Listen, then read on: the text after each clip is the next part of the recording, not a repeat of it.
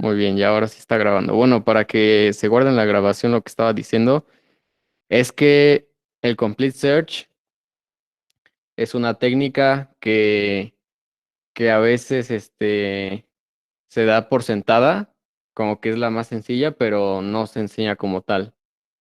Entonces es importante hacerla explícita porque pues así todos estamos como familiarizados con qué es esto de Complete Search o fuerza bruta. A lo mejor, pues ya han oído los conceptos y puede que sí sepan qué son, o puede que, pues más o menos, ¿no? O a lo mejor puede que no los hayan escuchado. Entonces, pues, ¿qué es Complete Search? Como lo hemos comentado en clases pasadas, un problema, pues puede tener varias soluciones, ¿no?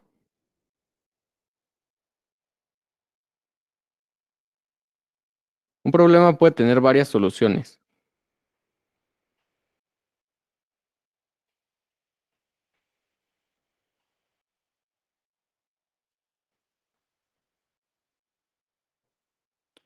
Y de hecho pueden ser bastantes, ¿no? O sea, incluso puede haber soluciones que sean de diferente complejidad o de la misma complejidad.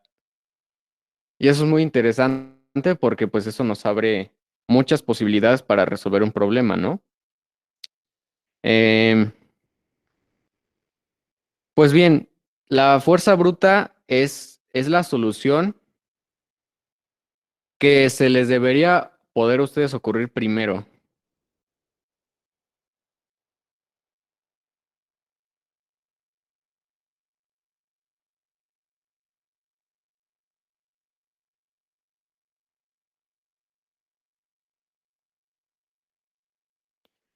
Y es como la más fácil o la más intuitiva. Es la más intuitiva.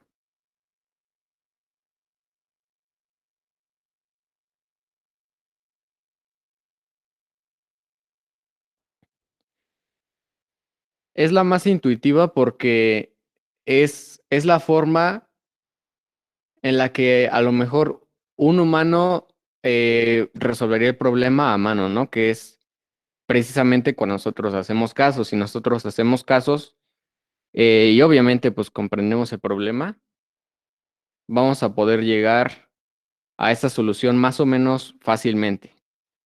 Si leímos el problema y no lo comprendieron, eso pues es muy malo. Es muy malo porque puede ser que saquen su solución y luego se den cuenta al final que esa solución les da hasta cero, y me ha pasado, porque esa solución resuelve un problema que no era lo que les estaban solicitando. O a lo mejor no tenía todas las consideraciones que les daba, ¿no? Entonces, si entendimos el problema bien y hacemos los casos y los casos a lo mejor de ejemplo nos están dando lo mismo que aquellos casos o bueno, la salida que nos están proponiendo. Entonces, lo más seguro es que esa primera solución a la que lleguemos sea Complete Search. La solución de Complete Search es aquella que prueba todas las configuraciones posibles.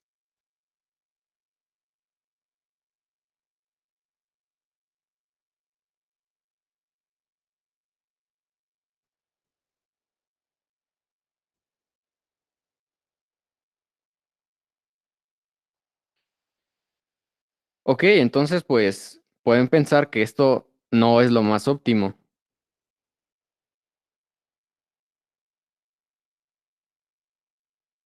pero funciona, ¿no? Porque imagínense un conjunto de datos. Siempre dibujamos los conjuntos así como círculos con cosas, ¿no? Y hay varios datos ahí o elementos. Si ustedes están buscando un valor que sea su solución, este, y pasan por todos los elementos, o sea, pasas por el A, ¿no? Pasas por el elemento A y te preguntas, ¿este podría ser solución? Y dices, sí o no. Dices, a lo mejor no, este no es solución. Luego pasas por el elemento B. Ese podría ser solución. y dices, no, ese tampoco es la solución. Luego pasas por el C, ¿no? Pasas por el C y te preguntas, ¿esa es la solución? Y dices, ah, pues a lo mejor esta sí es la solución, ¿no? Esa podría ser la solución. Y entonces el algoritmo pasa por todos los estados posibles. Y como saben que hay al menos una solución, pues al menos uno de ellos tendrá que ser la solución, ¿no? Entonces la fuerza bruta lo que hace es probar todas las configuraciones posibles. El ejemplo más fácil de fuerza bruta y que pues sí funciona como bien, o sea que no se excede de tiempo, es el de que tiene un arreglo. Por ejemplo, bueno, 3, 2, 1, 6 y 4, ¿no? Y ustedes quieren encontrar el elemento máximo. Ese problema pues ya lo hemos visto anteriormente, pero no habíamos especificado que la manera en que la resolvemos es fuerza bruta, ¿no? ¿Por qué es fuerza bruta? Porque pues pasas por ¿no? Te preguntas, ¿ese podría ser el más grande? Y bueno, pues tú tienes tu variable de máximo aquí, que al principio es cero, ¿no? Porque no tiene nada. Entonces dices, sí, ese es el más grande, pues lo actualizas. Pasas por el siguiente, dices, ese podría ser el más grande y ves que ya tenías uno mejor, entonces no le haces nada.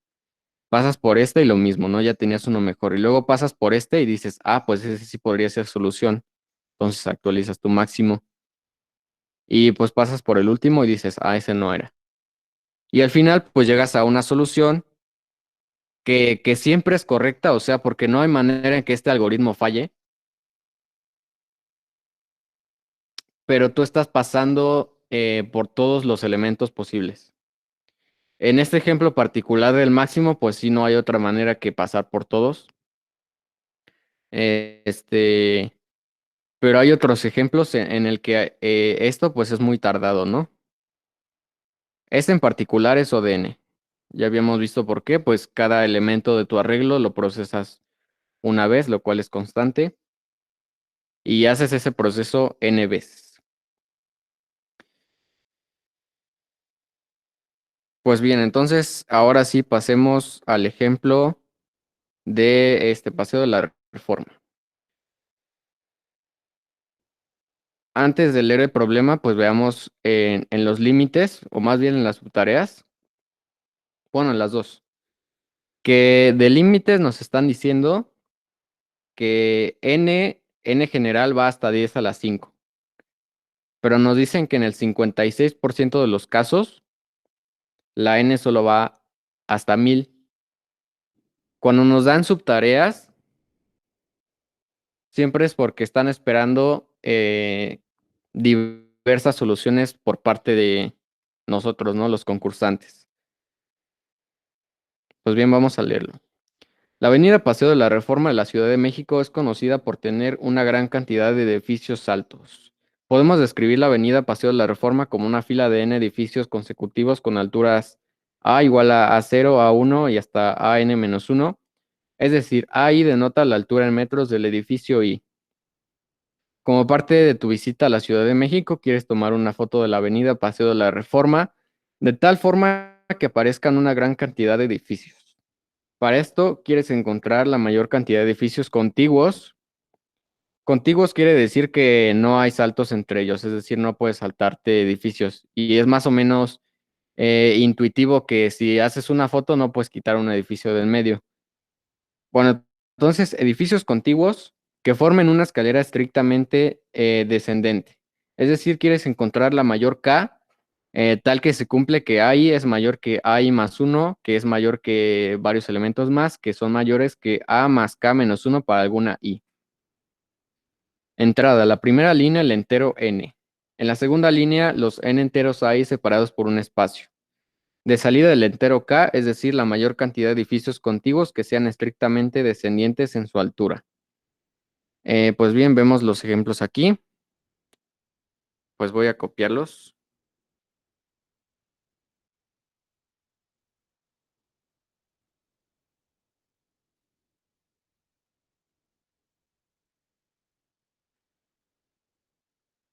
En el primero tenemos 3, 3, 8, 5, 2, 2.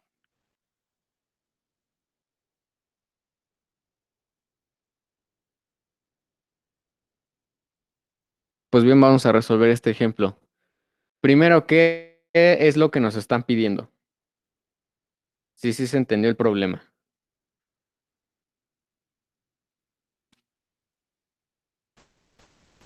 Encontremos la secuencia más larga de, de edificios que vayan de menor a mayor. Digo, de mayor a menor. Exactamente, ¿no? Bueno, más bien de mayor a menor. Sí podría ser el problema al revés, pero en este caso es mayor a menor. Muy bien. Y en este caso, pues es un número, ¿no? O sea, no nos piden encontrar como tal el índice ni nada de eso, sino simplemente, pues la K, ¿no? Llamamos a K. K es digamos tamaño de la foto, ¿no? Porque nos están diciendo que queremos sacar una foto.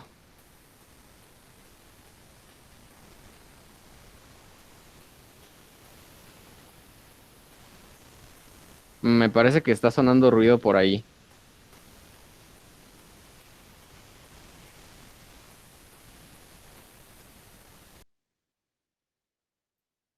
Ya se quitó muy bien.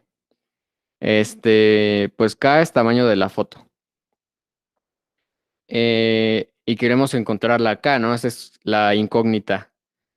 Pues bien, una primera aproximación a esto y podemos ver la descripción aquí. Nos dice, los edificios con altura 8, 5 y 2 forman la secuencia contigua estrictamente decreciente más grande. El último 2 no es parte de la secuencia, ya que debe ser estrictamente decreciente. Lo que nos están diciendo ahí es que la solución, pues, son estos tres datos y por lo tanto K vale 3. Pero, pues, a lo mejor decimos, ¿cómo sacamos eso, no? O sea, ¿de dónde salió? Aquí intuitivamente, porque pues nosotros tenemos ojos para ver, ¿no? E incluso si ustedes dibujaran las alturas así, como bloquecitos con alturas más o menos que vayan a la par, pues visualmente vemos que el conteo, pues sí es ¿no? Pero la computadora no puede hacer eso. Entonces diseñamos primero el algoritmo de Complete Search.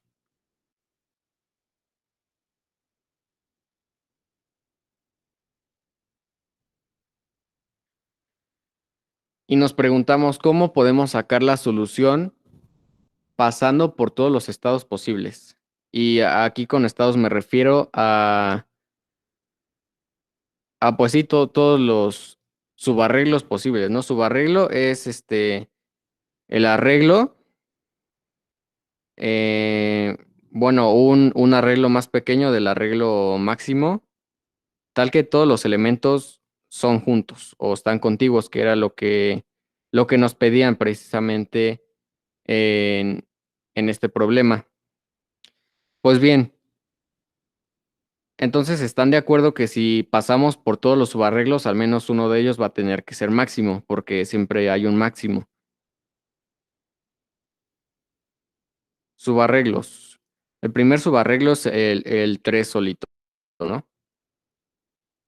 Esa tiene, a ver, primero especificamos si el subarreglo va a ser válido o no va a ser válido.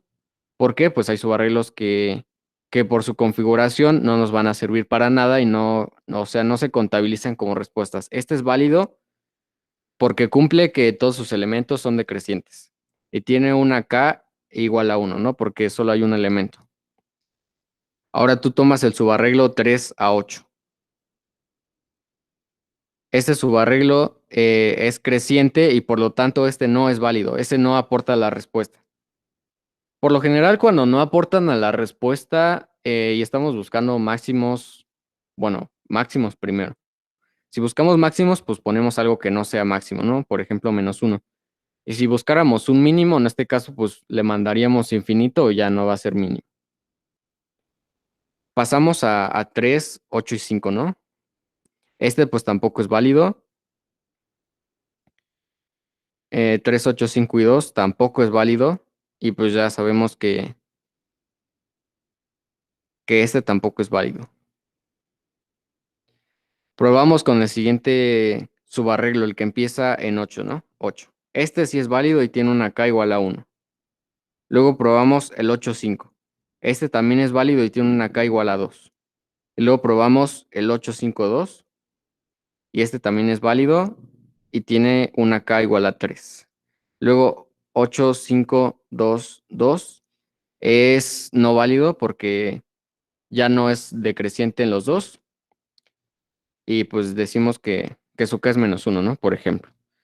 El 5 sí es válido, tiene una K igual a 1. El 5-2 es válido, tiene una K igual a 2. El 5-2-2 es inválido y la K sería -1. Luego finalmente este 2 es válido, el 2-2 es inválido y el último 2 es válido. Entonces así al pasar por todos los arreglos posibles, y pueden imaginarse que no son arreglos, sino que son la foto. Ustedes delimitan dónde quieren empezar y dónde quieren terminar, ¿no? Y ahí hacen su foto y entonces evalúan su foto. Ese ya es un algoritmo Complete Search y es un algoritmo que siempre les va a funcionar, pero que a lo mejor es lento, ¿no? Vamos a medir la complejidad de este algoritmo.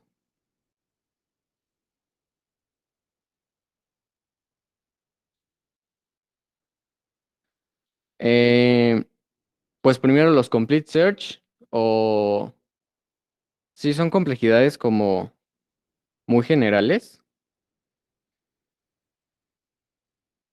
La complejidad general es esta, ¿no? De casi todos los Complete Search. Primero, pues tenemos un número de estados, ¿no? O número de configuraciones posibles que en cada problema, pues, es diferente, ¿no? En este problema fue números de subarreglos posibles, pero en otros problemas puede ser número de parejas posibles, incluso número de tres números posibles, y bueno, subsets, que también vamos a ver más adelante, número de subsets posibles. Entonces tenemos un número, de estados posibles, ¿no? Estados posibles.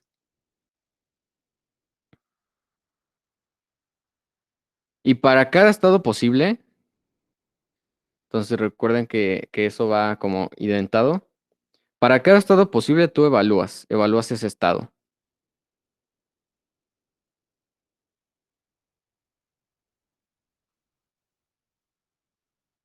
Si tú tienes n estados posibles, y bueno, que no se confunda con esta n de acá, estamos hablando de n's diferentes. Bueno, hasta lo voy a poner de color para que, o sea, no es la misma n. Este es como una n general. Si tú tienes n estados posibles, y evaluar el estado te cuesta K operaciones, entonces la complejidad total de tu complete search es O n por K. Y pues los estados posibles siempre son algo diferente, ¿no? En este caso específico,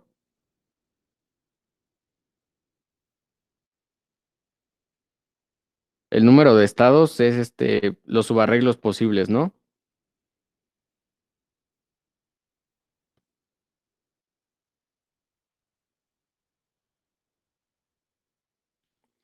¿A quién se le ocurre cómo calculamos ese número de subarreglos?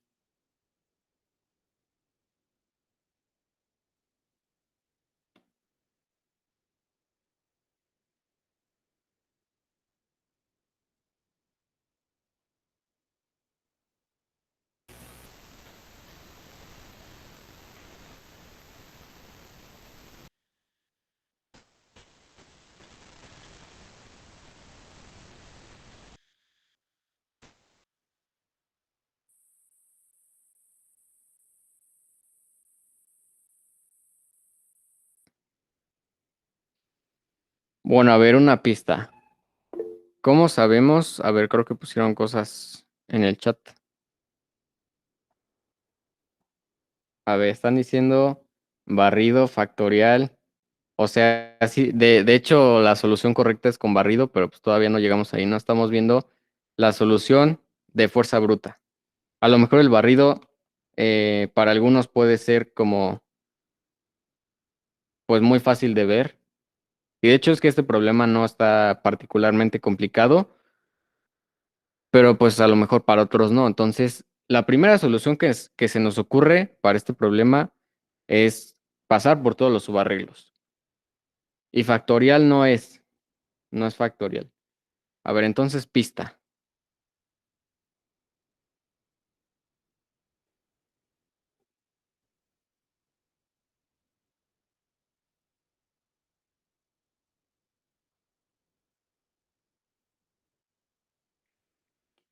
Si tenemos dos subarreglos, ¿cómo sabemos que son el mismo subarreglo o que son diferentes subarreglos? Pues ¿cómo definimos un subarreglo? No hay que empezar por ahí. El subarreglo es un fragmento del arreglo, eh, pero que no es todo el arreglo y que además es contiguo, es decir, que no hay saltos. Eso ya lo habíamos dicho.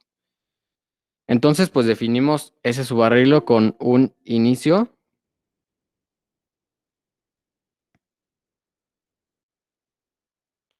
y un fin.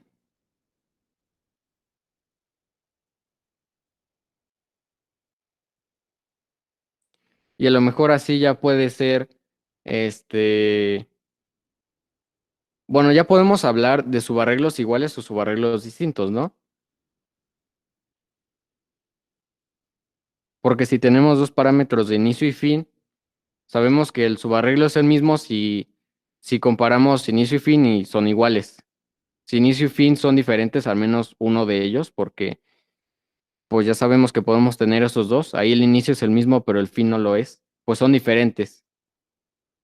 Y entonces ahora sí, teniendo estos dos números, ¿cómo calculamos el número de subarreglos diferentes?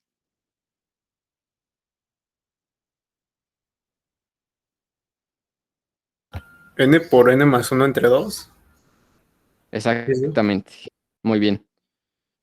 Esto es n por n más 1. Más bien creo que es n menos 1, ¿no? N menos 1, a ver, no, espera, déjalo, analizo bien.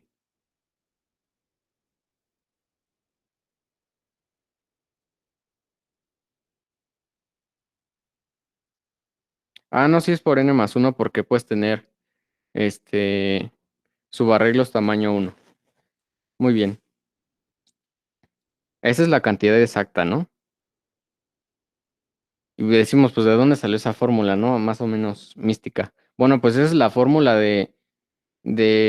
bueno, mejor voy a poner esto abajo.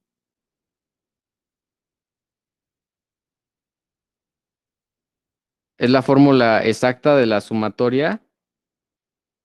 Ese símbolo es simplemente sumar. Hagan de cuenta que es como un for, si no lo habían visto antes. Desde 1 hasta n, bueno, más bien n mayúscula porque es lo que tenemos aquí, n mayúscula de i. Es decir, lo que significa es que pasan por todas las i y suman la i a la respuesta. Y para no hacer toda la suma con un for, pues hacemos simplemente una fórmula y sabemos que eso es más rápido. ¿Por qué es ese número? ¿De dónde salió? Tenemos los elementos A1, A2, A3 y así hasta la n, ¿no? Y lo pongo así ya con letras porque pues eso siempre es general. Ay, bueno, sí, sí que esta n es mayúscula. Listo. Es general porque se cumple para cualquier n.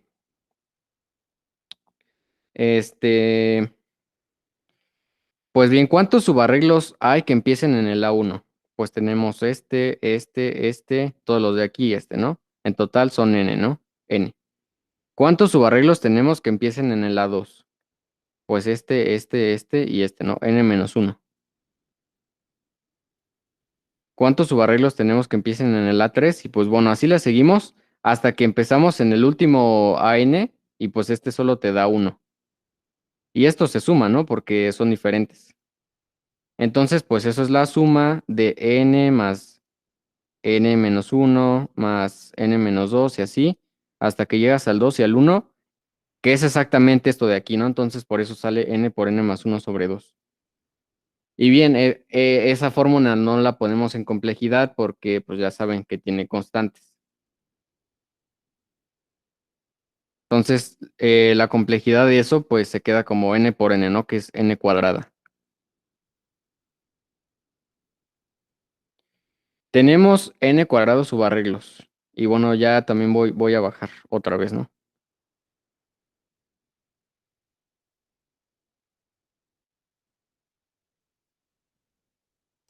¿Y cuánto nos cuesta?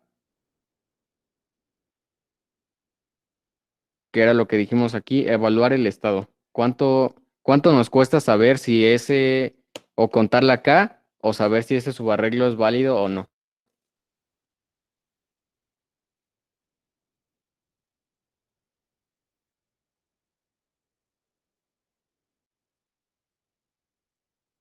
Nos cuesta acá, ¿no?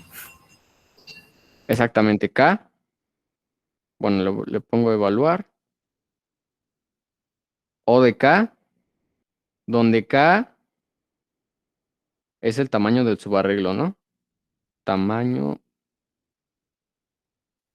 subarreglo.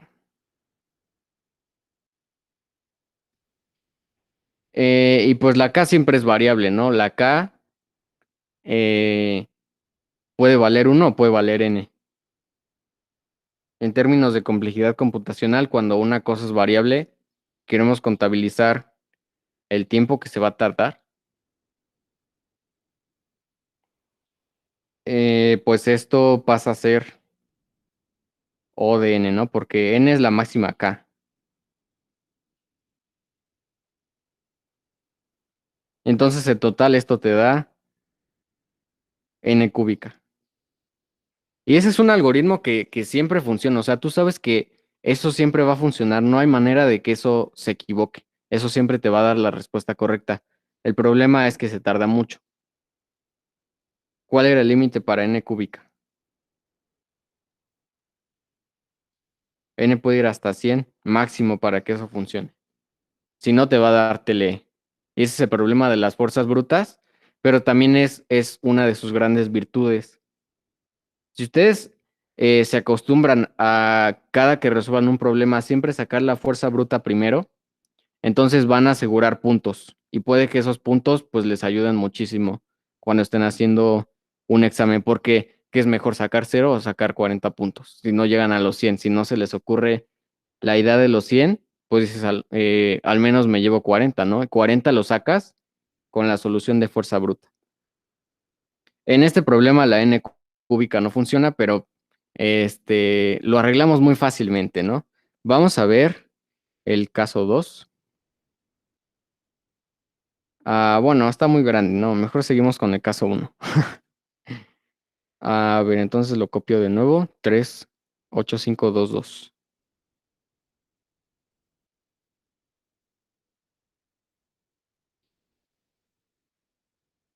Ya que tenemos la fuerza bruta, ahora sí podemos empezar a optimizar. Y empezamos por la fuerza bruta no solo porque te puede dar puntos si no es que se te ocurre nada más, sino porque una vez que tienes tu solución de fuerza bruta muy clara, entonces ahora sí puedes empezar a, a quitar cosas de tu complejidad, ¿no? Aquí tenemos dos cosas. Tenemos n cuadrada subarreglos y evaluar un subarreglo nos cuesta O de n. ¿Qué es lo que podemos mejorar ahí? Pues precisamente la evaluación, ¿no? ¿Cómo hacemos que la evaluación sea más rápida? Pues regresemos al ejemplo este. Tenemos ahí el 3, ¿no? El 3 es válido. Luego tenemos el 3,8. Ahí ya sabemos que es inválido. Y no sé si se dieron cuenta, yo espero que sí, que cuando uno se hace inválido, ya todos los demás que empiezan en el mismo son inválidos. Entonces ese no, ya no nos sirve. ¿Qué pasa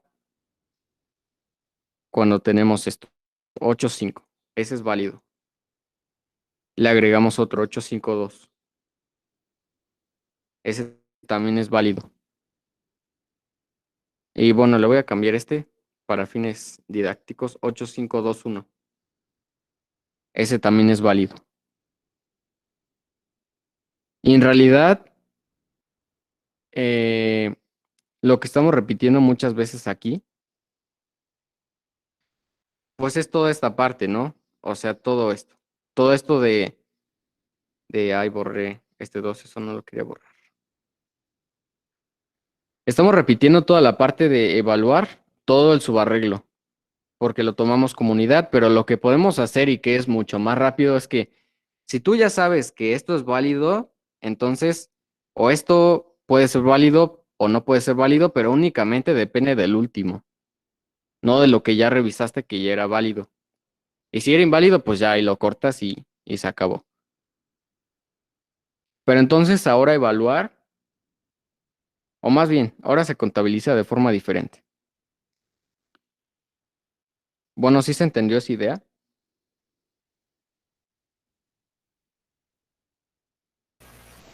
Sí, sí se entendió. Excelente. Vamos a hacer el conteo ya así como si fuera el algoritmo, ¿no? Entonces, primero tenemos que por cada i, de 1 a n, luego por cada j, desde i hasta n. Aquí, ¿qué es lo que hacemos? Simplemente verificar, ¿no? Verificar. Pero ahora verificar solo te cuesta 1. Ya no te cuesta los k porque no estás viajando por todo el subarreglo, sino simplemente ver el último elemento en el que estás actualmente. Esto te cuesta O de n, esto te cuesta O de n, y el total pues te da O de n cuadrada, porque ya es por 1, ¿no? Y entonces este sí te pasa de los 1 hasta los 1000. Y eso nos da 56 puntos. O sea, fíjense, eso ya es un avance muy grande. Vamos a hacer ese código, o bueno, no. No, porque sí está muy fácil. Está muy fácil programar eso. Solo el verificar, pues deben tener cuidado en el que el número actual es menor al número anterior. Y si es solo un número, pues ese número ya es válido por sí mismo. Y ahora sí que tenemos la fuerza bruta, que sabemos que funciona porque siempre funciona. Ahora sí podemos optimizar el código, optimizar la solución. Ahora sí vamos a tomar el ejemplo grande. Ah, pero ahí todo es válido, ¿verdad? No, entonces no. Vamos a hacer nuestro propio caso.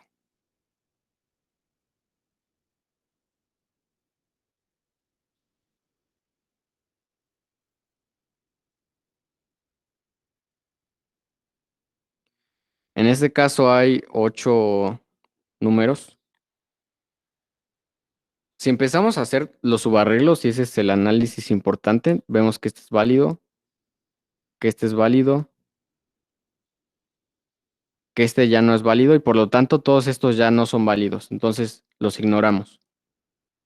Luego vemos que este es válido, que este es válido. No es cierto, este ya no es válido. Bueno, ahí va abajo. Este ya no es válido. Y entonces todo esto ya no nos interesa. Y luego, este es válido, este también es válido, este ya no es válido, entonces esto lo ignoramos.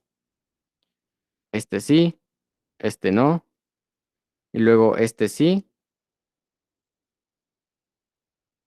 este también. Y bueno, ya todos los demás, ¿no? Todos los demás que forman parte de este segmento sí son válidos. Y ahora la observación importante aquí es que si tú sabes que este que empieza en la I es válido y es válido hasta la J, entonces todos estos son válidos por sí mismos. Pero eso no forma la K máxima, entonces pues tampoco nos importa probarlos. O sea, una vez que ya tenemos todos estos, pues ya no vamos a hacer el esfuerzo extra de empezar desde el 3 porque ya sabemos que lo del 3 es válido. Y desde este nuevo enfoque que pues sale desde la fuerza bruta, así, sin más, hacen la fuerza bruta y de repente se les ocurre otra idea para optimizarla y sale la idea. Y pues sí, esto es más o menos un barrido, más o menos porque aquí lo que está pasando es que tienes algo como esto, ¿no? Vas aumentando tu rango en este caso, pues el fin es la J, mientras sea válido. Cuando ya no es válido, digamos que este ya no es válido, entonces tú te pones desde este último y empiezas a probar nuevamente. Y así te vas, ¿no? Así te vas hasta que llegas al final. Entonces, ¿qué pasa? Que aunque estamos haciendo 2 ciclos, ya no los estamos haciendo completos. O sea, estamos como que recortando muchísimas iteraciones. Y lo que pasa aquí es que en realidad es como si solo estuviéramos moviendo un índice. Porque aunque en todos estos la I está acá, cuando tú cortas en alguna J, pues tú pones la I como J-1 y pues vas moviendo y en realidad todo este modelo pasa como ODN. Y esa solución salió de analizar la fuerza bruta. ¿Sí está clara esa idea?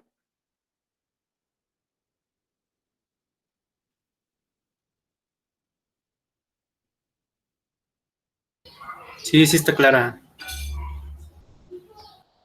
Muy bien. Pues ahora sí vamos a programar este porque este sí da los 100 puntos. Da los 100 puntos porque surge de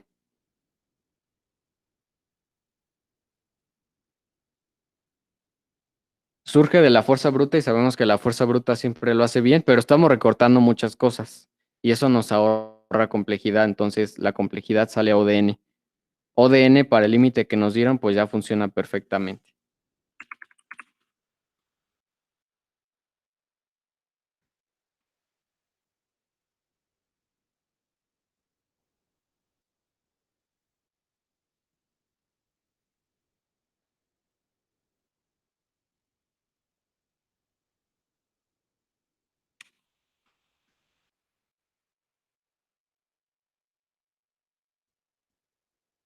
A ver, entonces la solución que tenemos aquí.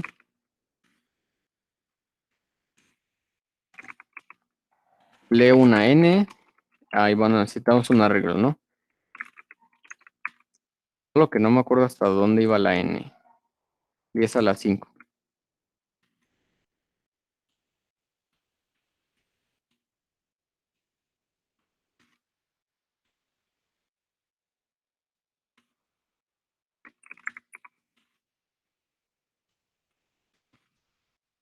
Leemos el arreglo.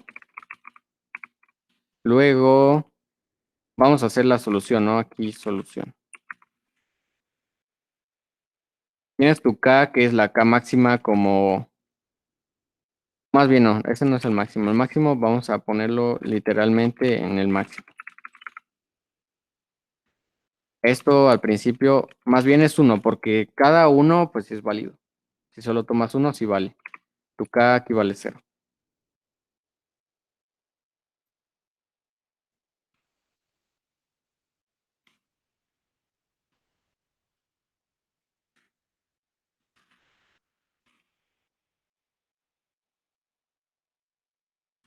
Entonces probamos con la J.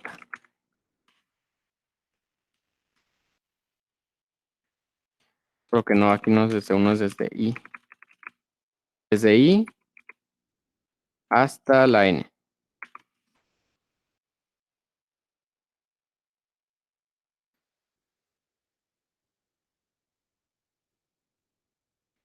Más bien voy a cambiarlo, voy a ponerlo desde I más 1.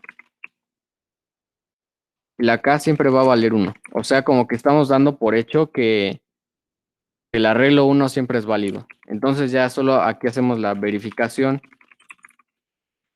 Verificación, pues es simplemente que si la A en I es mayor, estrictamente mayor, no mayor igual, a la A en J, pues hacemos K más, ¿no? Y si no, pues ya break. Todo lo demás ya no nos sirve. De hecho, ese es opcional, o sea, si no lo ponen, no es cierto, sí. No, no es opcional. Si no lo ponen, les va a dar tele. Entonces, si ya no es menor, pues no nos sirve. Luego que terminó de hacer S, hacemos el máximo igual al máximo entre máximo y K. Y la K, bueno, la K ya se inicia sola, entonces solo eso y aquí out máximo, ¿no? Y pues me parece que eso sí no tiene bugs.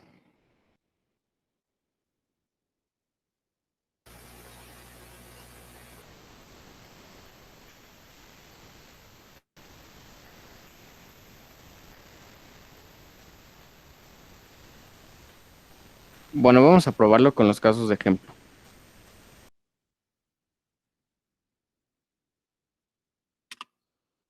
A ver si hay bugs, ¿no? Ahí debería salir 3.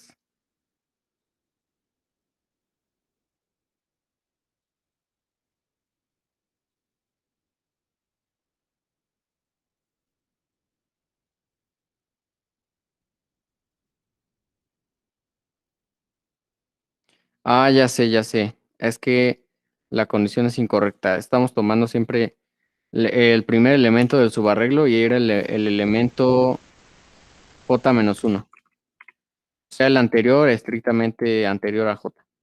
Y ahora sí, esto debería de dar. Y sí, ya dio.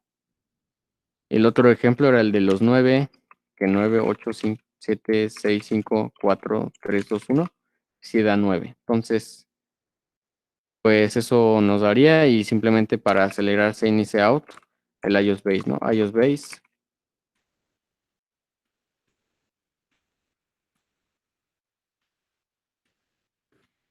Voy a mandar esta a ver si no tenía bugs.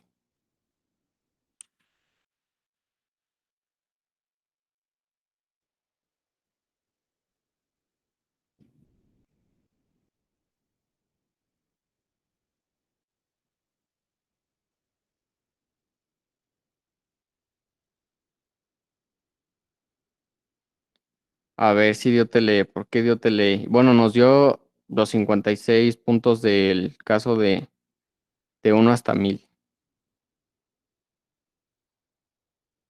Ah, ya es que más bien estamos programando aquí la fuerza bruta. Bueno, fíjense cómo la fuerza bruta sí nos dio 56 puntos que nos decían aquí. Y ya es un gran avance, ¿no? 56-0, pues 56. La solución que debíamos hacer es que una vez que ya sabemos cuál es el último que probó en J, vamos a necesitar una variable. Voy a ponerle este índice. Aquí siempre hacemos J igual a índice. De esta manera sabemos que, no, le voy a poner J max mejor.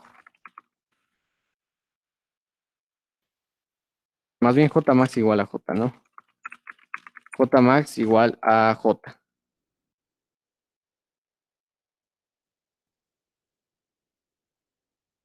Y pues lo que hacemos al final es que la I hacemos J max menos 1. Porque queremos que a partir de ahí siga contando. Y ya creo que eso sí debería dar. Porque pues es la solución que,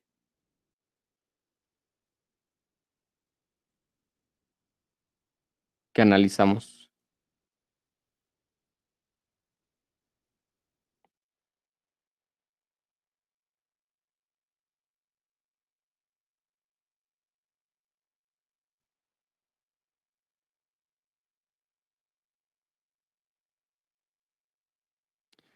Ah, ya se está tardando, esto ya me preocupó.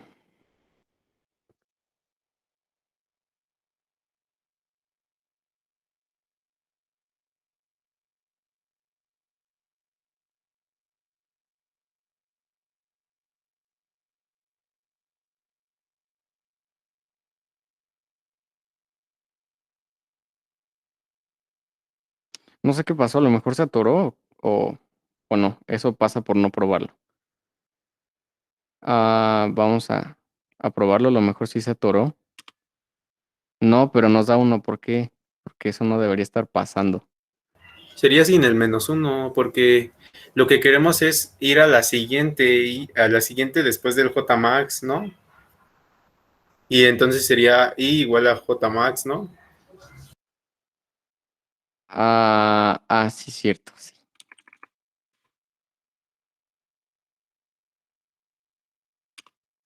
Pero sigue dando 1, eso no debería pasar. A ver por qué está pasando eso.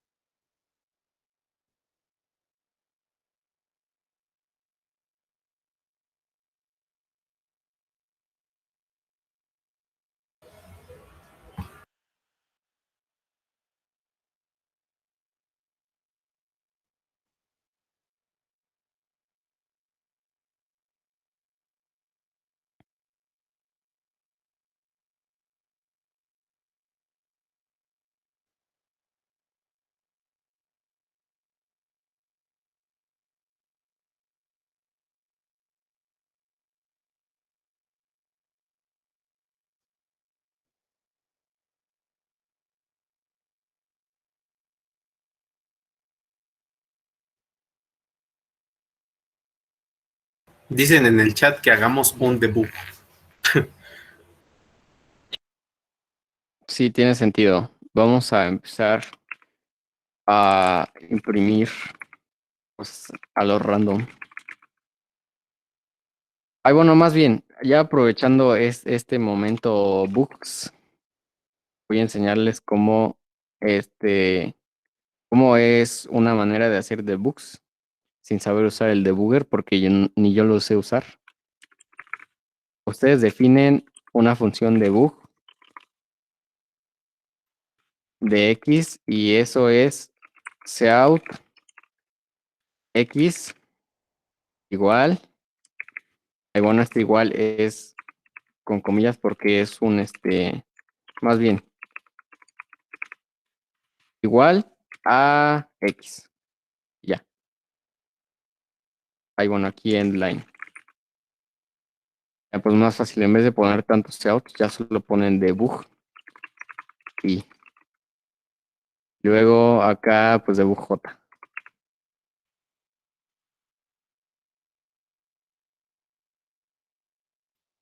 Fíjense ya cómo nos da los valores de ahí, a ver qué está pasando ahí. Eso no debería pasar.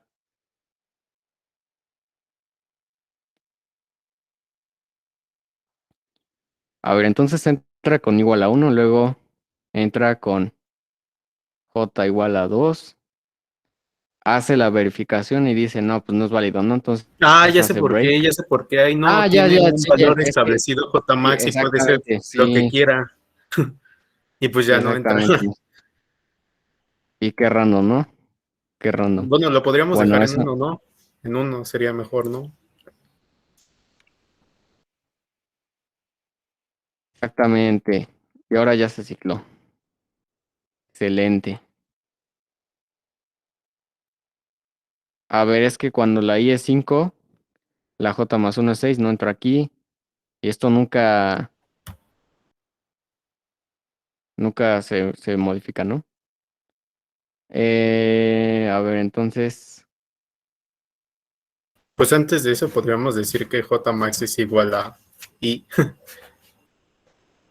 después del for, para que, no sé, por si hay un caso en el que solo hay uno y nunca entra el Jmax, siempre se va a regresar a uno. a ver, ahí está.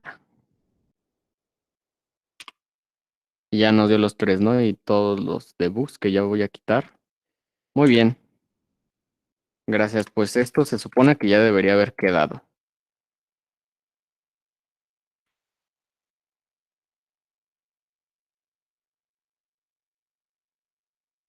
Y ya nos dio los 100 puntos. Bueno, pues al rato les envío ese código por el Telegram. Y ya, bueno, terminamos este problema. A ver, ya son las 11 y pues creo que no nos va a dar tiempo a hacer todos los problemas. Entonces vamos a pasar a Complete Search recursivo y ya si nos da tiempo, pues regresamos a los otros. Pero bueno, supongo que sí se entendió la idea de cómo sacar las soluciones de Complete Search. Y pues es más o menos lo mismo para todos los problemas. Siempre es la solución que es más intuitiva de ver y también de implementar, porque por lo general las soluciones de Complete Search, si son iterativas, pues son puros for. O sea, for adentro de for y ya. Y eso les da puntos. Entonces, ahí aprovechen. Muy bien, entonces pasamos a Complete Search recursivo.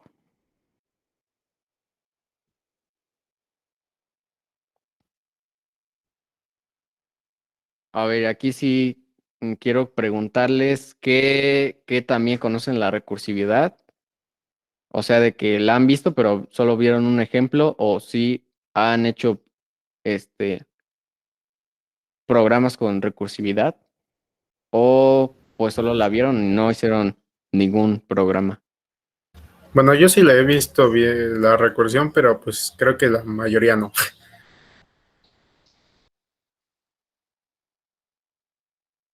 Bueno, y de los demás que están aquí, ¿cómo le agarran a la recursividad? O si fue de plano como que muy confuso de que dices, ay no, ¿qué es esto?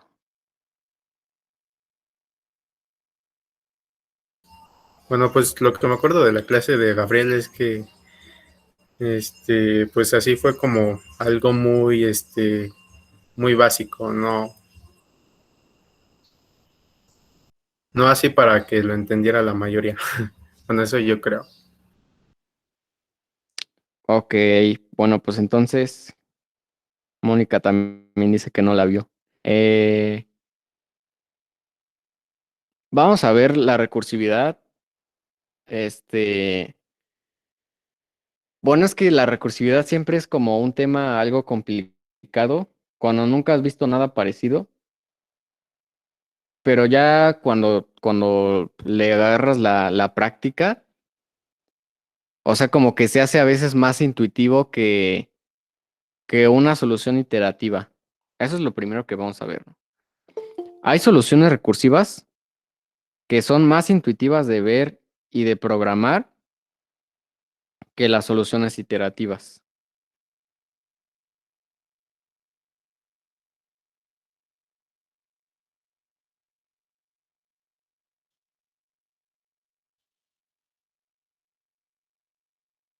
Y bueno, llamamos esto de recursividad simplemente cuando una función que nosotros creemos se llama a sí misma.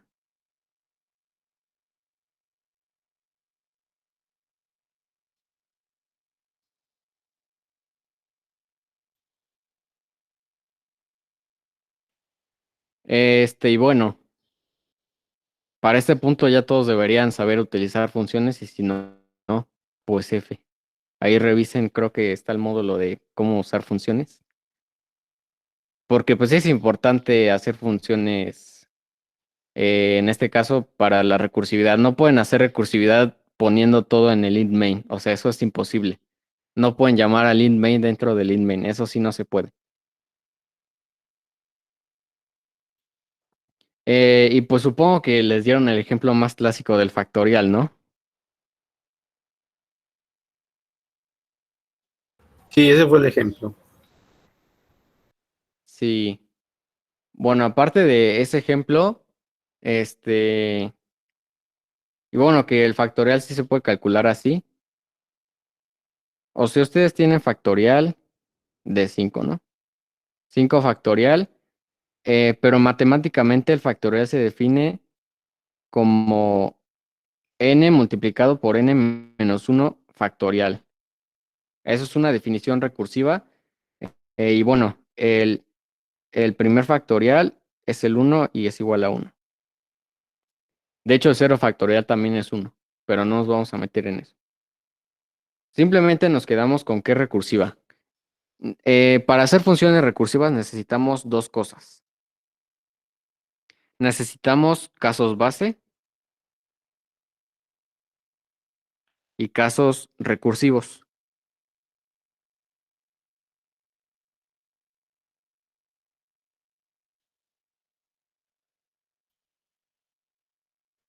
A ver, primero, casos recursivos.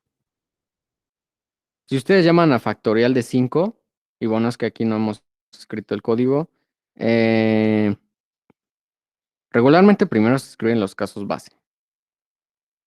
Si n es igual a 1, entonces regresa 1. Y de lo contrario, regresa el factorial de n-1 multiplicado por n, que es precisamente la definición que tenemos aquí.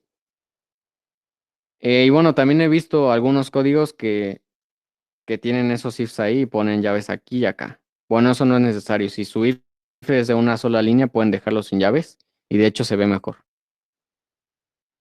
Y bueno, los casos recursivos aquí son cuando la n es mayor que 1, ¿no? Porque si tu n es mayor que 1, entonces directamente no sabes cuál es el valor de factorial. Entonces tienes que llamar a la función que calcula el factorial para que tú puedas calcular tu propio valor. Y si llegas al caso base, que es n igual a 1, pues entonces no tienes que hacer ninguna llamada recursiva porque ya directamente sabes cuánto vale tu resultado, ¿no? Entonces, si n es 1, pues regresas 1 y eso es el factorial. Si no tuviéramos casos base, lo que va a pasar aquí es que la función se va a estar llamando y llamando y llamando infinitamente y nunca va a acabar y eso es incorrecto. Es como tener un ciclo infinito. Entonces es incorrecto tener ciclos infinitos, es incorrecto tener recursividades que no terminan y por eso siempre hay que definir correctamente los casos base, porque eso es otra cosa que suele pasar. Aunque ustedes definan casos bases y esos casos bases son incorrectos, pues la recursividad va a ser infinita. Y bueno, de hecho tampoco es tan infinita como los ciclos infinitos porque pues la recursividad usa memoria, ¿no? Usa memoria y pues eventualmente se va a acabar la memoria y se va a crashear su código. Vamos a ver aquí el ejemplo de los números de Fibonacci.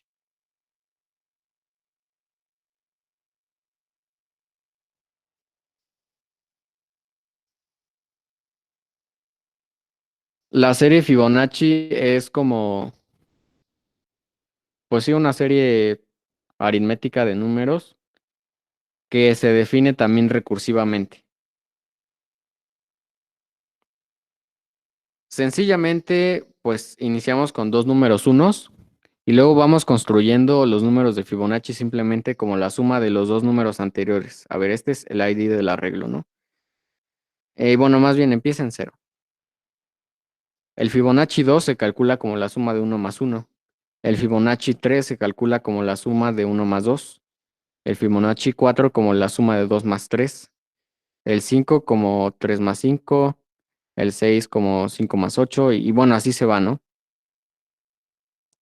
Obviamente, pues esto lo pueden hacer iterativo, pero también es un ejemplo clásico porque pues, nos muestra cómo funciona la recursividad. Ustedes tienen su función Fibonacci que por simplicidad le vamos a llamar f de n.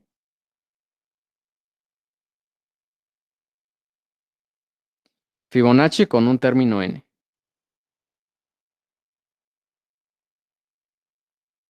Y esa función pues le regresa el valor de cuál es el valor de ese elemento de Fibonacci. Fibonacci en n-1 más Fibonacci en n más 1. En n-1 y Fibonacci en n-2. Sí, más bien. Y bueno, qué bueno que tocas ese punto. Depende de cómo hagamos la recursión, pero generalmente siempre se llama a los casos recursivos con casos de la recursión que sean menores. No podemos hacer lo contrario. O sea, si tú llamas, por ejemplo, aquí a f de n más 1, bueno, más bien, este era fact. Si tú en fact de n llamas a fact de n más 1, pero a su vez el fact de n más 1 llama al fact de n más 2, pues en vez de irse a 1 va a irse a infinito y nunca va a terminar, ¿no? Regresamos al mismo error de que no hay casos base ahí. Entonces tenemos que llamar a, a casos de las funciones que sean menores o que sabemos que sí van a llegar a los casos base. Eso es otra cosa. Este, Entonces, llamar a la función con casos menores, ¿no? Casos menores. Otra característica de la recursividad es que están definiendo el mismo problema.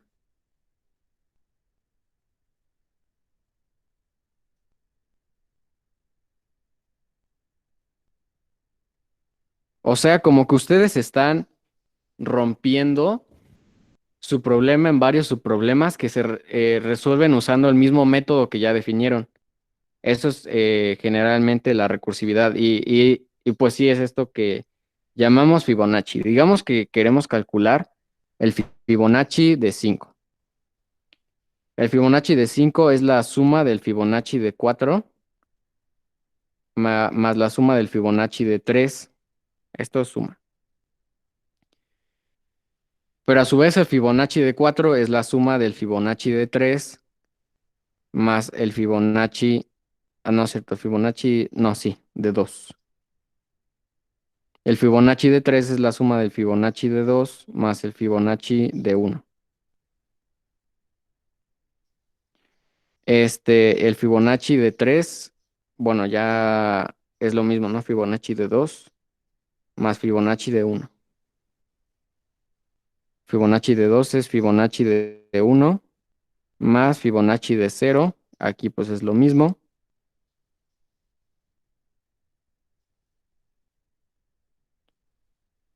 El Fibonacci de 1 pues ya directamente sabemos cuánto vale, ¿no? Aquí pues finalmente Fibonacci de 1 más Fibonacci de 0. Y pues fíjense qué es lo que se creó aquí. ¿Cómo se llama esto?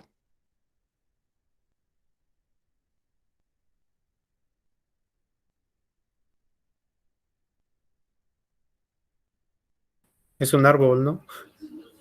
Así Un- es un árbol. Cuando ustedes encuentren algo que depende de sí mismo y que además tiene una estructura de árbol, eso es recursivo. Y pues veamos esto. El Fibonacci de 5 depende del Fibonacci de 4 más el Fibonacci de 3. Y esos son como funciones místicas que eventualmente calcularán su valor, pero no saben cuánto vale. Entonces realmente lo que están haciendo, y bueno, ahora no lo puedo hacer porque pues no es un pizarrón físico, ¿no? Pero imagínense que tapo con mi mano todo esto. Y eso ya no existe. Entonces, esto también es un árbol. Y por eso se usa recursividad, porque para calcular el Fibonacci de 5 necesitamos calcular el Fibonacci de 4, lo cual a su vez también es recursivo. Entonces, ¿qué es lo que pasa aquí? Eh, llamamos a Fibonacci de 5. Y bueno, más bien esto va a ser más efectivo si usamos el código. Entonces lo voy a hacer así.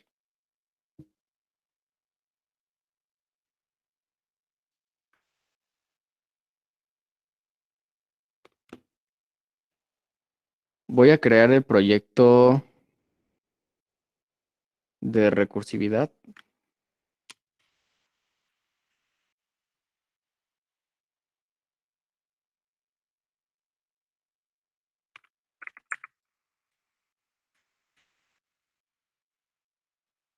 Veamos la función Fibonacci. Recibe un número n, ¿no? El cual pues va a ser eh, el parámetro para el cual queremos recibir el valor de Fibonacci. Los casos base para el Fibonacci, pues es que Fibonacci, a ver, no es cierto, ¿qué estoy haciendo aquí? Si n es 0 o n es 1, podemos ponerlos separados, pero pues la verdad es que es lo mismo, o sea, regresa a 1. Y si no, entonces regresa el Fibonacci de n-1 más el Fibonacci de n menos 2.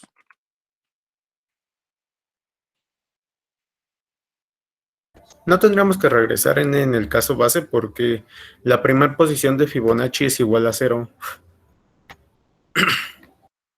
Ah, claro, sí. Sí, es que, a ver, yo lo estoy definiendo mal. Si n es 0, entonces regresa, más bien aquí regresas n. Sí. O sea, empiezas con 0 y luego 0 más 1 es 1 y luego 1 más 1 es 2 y sí, así se va creando. Y bueno, es que también aquí en Fibonacci hay como diferentes versiones. O sea, no está unificada. Algunos dicen que los primeros dos elementos son dos unos, otros dicen que son 0 y 1, entonces pues no se tiene como... eh, bueno, no se ponen de acuerdo y cuando calculen Fibonacci, pues más bien deberán ver dónde lo inicia el problema. En fin, este es el caso recursivo. Caso recursivo porque pues está llamando a la misma función y en diferentes partes, ¿no? Entonces vamos a ver qué pasa. Vamos a imprimir Fibonacci de y la n, ¿no? Veamos qué es lo que va a pasar. Que al final sea out Fibonacci de la n, ¿no? Que es la n que le metimos. No le voy a poner el Fibonacci de 5 porque esto se va a ver muy feo. Entonces vamos a empezar por lo fácil. ¿Cuál es el Fibonacci de 0? Llamamos a Fibonacci con 0. Entonces llega acá al Cout. Cout Fibonacci de y la n vale 0. Llega al if. Aquí se da cuenta que n vale 0 y regresa a la n que es 0. Cuando tú regresas de una función, entonces regresas a main. Y una vez que ya sabes cuál es el valor de Fibonacci de n, haces Cout de 0. El 1 pues no tiene mucho chiste, es lo mismo. Entonces veamos el Fibonacci de 2. Entonces fíjense que primero hace Cout de Fibonacci de 2. Aquí entonces Fibonacci es 2. Pregunta, ¿n vale 0 o n vale 1? Dice no, entonces se vale else.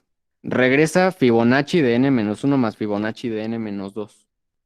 Como el Fibonacci de n menos 1 está primero, entonces llama a esa función primero. O sea, es a pesar de todo secuencial. Entonces aquí aparece Fibonacci de 1.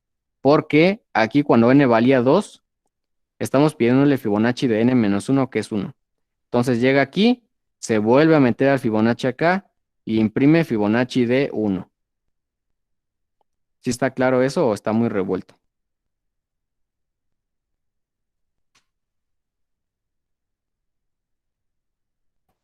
Sí, sí está claro. Bueno, ¿y qué tal para los demás? Este es un tema que siempre es complicado.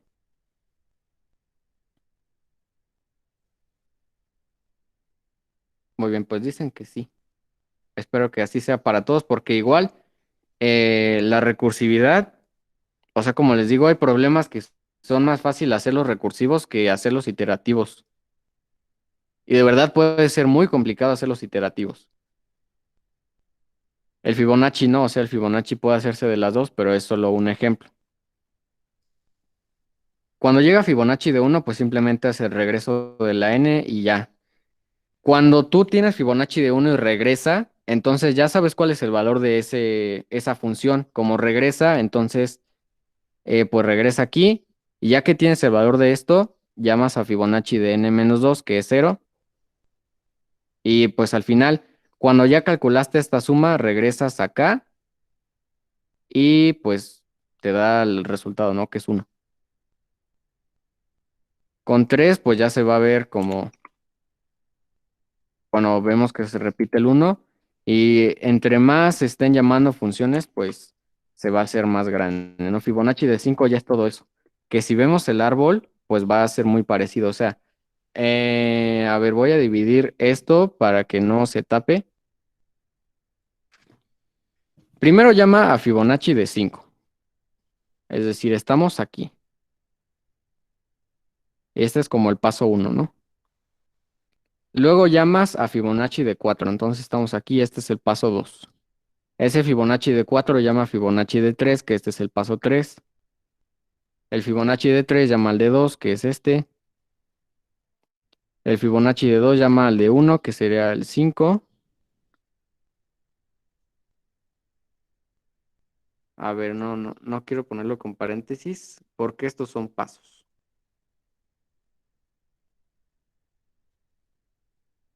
Este de acá conoce su valor, entonces regresa al árbol.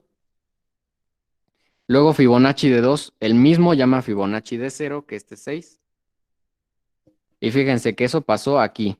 Llamaste a Fibonacci de 2 y ese invocó al Fibonacci de 1. Ese regresa y luego este mismo de 2 invoca al Fibonacci de 0, que está aquí. Luego que ya sabe su valor, pues regresas al árbol. Cuando este ya sabe su valor, regresa al árbol. Y luego el Fibonacci de 3 invoca a Fibonacci de 1, que lo están viendo aquí. De 0 sigue el 1. Entonces, este es el 7. Luego que conoces el Fibonacci de 1, pues tú regresas acá. Y el 3 ya va a conocer su valor, entonces va a regresar acá. Fibonacci de 4 invoca a Fibonacci de 2, entonces este sería el 8. Vean cómo sí pasó que después del 1 llamamos al 2, que ahí está. Luego el 2 llamó al 1, que entonces sería 9. Este sería 10. Y pues vemos que sí pasó eso, ¿no? Llamamos a Fibonacci de 1, luego a Fibonacci de 0. Y pues aquí ocurre lo interesante, ¿no? Este ya se conoce, entonces regresa acá. Luego este ya conoce su suma, entonces regresa acá. Luego ese como ya conoce este y este, o sea, como que se van guardando en la memoria a pesar de tantas llamadas a la misma función. Ya conoces f de 3, f de 2, entonces dice, pues le regreso mi valor a f de 5, ¿no? ¿Y qué pasa? Cuando estás en f de 5 otra vez, pues ahora preguntas por f de 3. Entonces f de 3 sería la 11, ¿no? A ver, que esto no era con paréntesis, 11. Y vemos que efectivamente después de este 0 de acá llamó a f de 3. O sea, es como si de este pasara este de acá. Solo que en realidad estuvo regresándose por este camino y al final se bajó. Luego el f de 3 llama al f de 2, que sería el 12. Luego el f de 2 llama a estos dos, 13 y 14. Luego finalmente regresas y el f de 3 llama a f de 1, que sería el 15. Y vemos que efectivamente eso pasó, ¿no? Estando en el 3, llamamos a Fibonacci de 2, luego a Fibonacci de 1, luego a Fibonacci de 0, que es el 14, y Fibonacci de 1, que es el 15, y al final regresas. Hasta ahora estamos viendo que cumple el orden que habíamos estimado en el árbol. Pero también, pues como está regresando de funciones y llega, vamos a poner otro cout. Otro cout aquí. Ya no solo el return.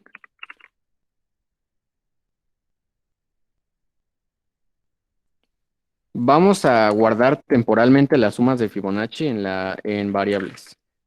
F1 va a ser, más bien, n-1, que es el n-1, va a ser Fibonacci de n-1. Luego vamos a ponerle aquí cout, regreso de, aquí pues vamos a ponerle de dónde regresa, ¿no? Del n-1. Luego vamos a llamar a Fibonacci de n-2, a ver, no.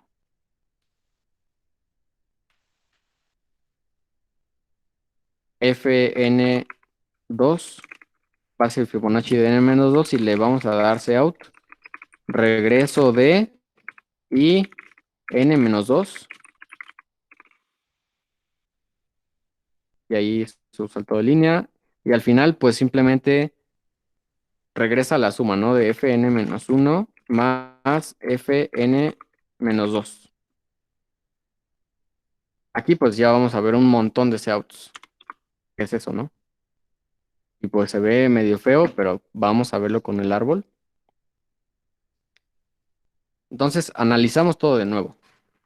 Ya teníamos el orden y vemos que el orden sí se cumple, pero ahora vamos a ver cómo es que está actuando este. Entonces, y ahora lo voy a poner con azul. Fibonacci de 5, estamos aquí, ¿no? Fibonacci de 5. Luego Fibonacci de 4, Fibonacci de 3, Fibonacci de 2, Fibonacci de 1. Y entonces, ¿qué pasa ahí? La función 2 está haciéndose out de que regresa de 1. ¿Ok? No imprimimos la suma. Ah, bueno, no imprimimos la suma, o no sé. Ah, ¿querías imprimir la suma o no? Según yo sí, ¿no? Nunca se imprime. No, más bien solo regresa la suma. Ah, Si ya, no, ok. se va a hacer muy confuso. Lo que sí le voy a agregar aquí es el estoy en, luego la n, ¿no? Y regreso de, y ya. Y aquí lo mismo, ¿no? Para que sea más explícito.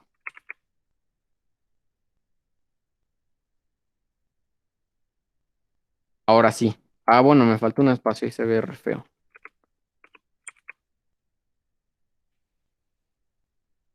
Ahora sí. Nos quedamos en que bajó hasta el Fibonacci de 1. Y te está diciendo, estoy en 2 y regreso de 1. O sea que venía de acá y regresó. Ya estás en 2 porque hizo un out, ¿no? Entonces te dice Fibonacci de 0, significa que aquí bajó. Y luego te dice, estoy en 2 y regreso a ver ahí, se me olvidó otra vez cambiarle la n, esto era n-2.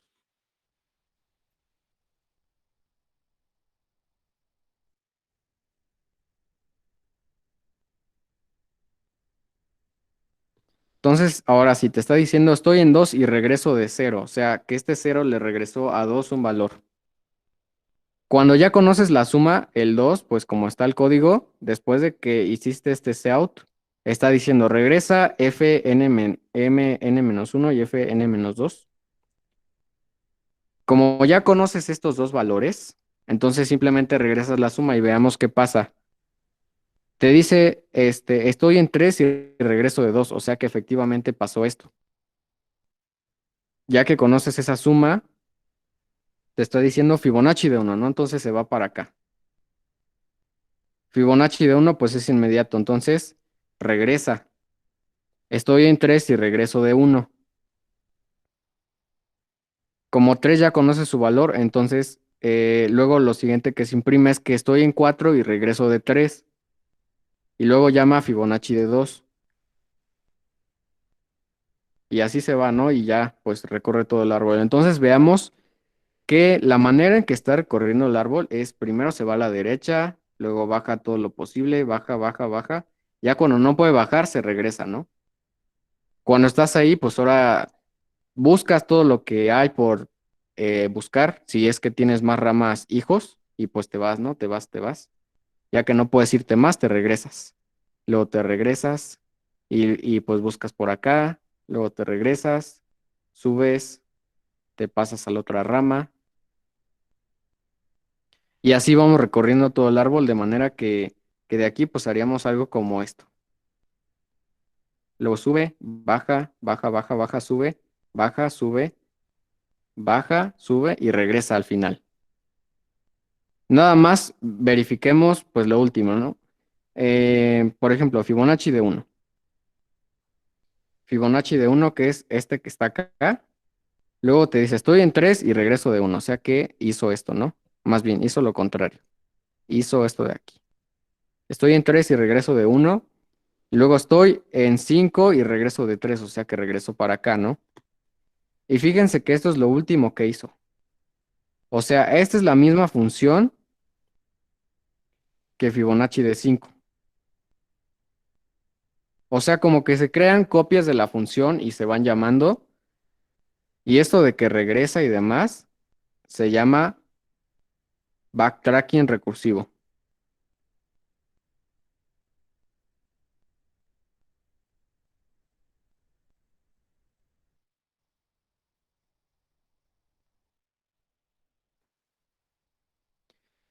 O sea, porque este, la función Fibonacci de 5, fíjense que está activada todo el tiempo, solo que está como que más profundamente, porque Fibonacci de 5 se llamó aquí, ¿no? Y luego Fibonacci de 5 vuelve a aparecer hasta acá, ya cuando procesó todo lo que tenía este subárbol. Pero sigue activa, o sea, porque aquí te está diciendo que está en 5 y regresa de 4. Y luego vuelve a bajar y al final te dice estoy en 5 y regreso de 3. Entonces, lo que es realmente la recursividad es un stack.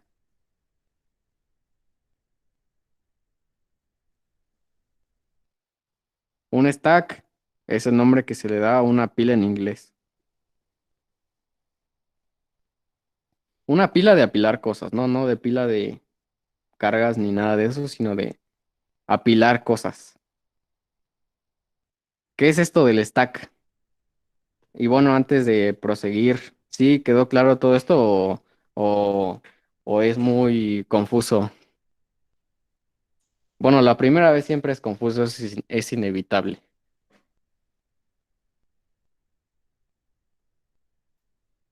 Pero sí, más o menos, o dicen, no, está muy difícil. No, sí está claro. Bueno, tú porque ya lo habías visto. ¿Qué tal los demás? Yo igual sí le voy entendiendo. Excelente. Muy bien, hay alguien que diga, no lo estoy entendiendo. No hay problema. Cuando yo vi esto por primera vez, sí, no lo entendí. Dije, ¿qué? ¿Cómo es esto posible?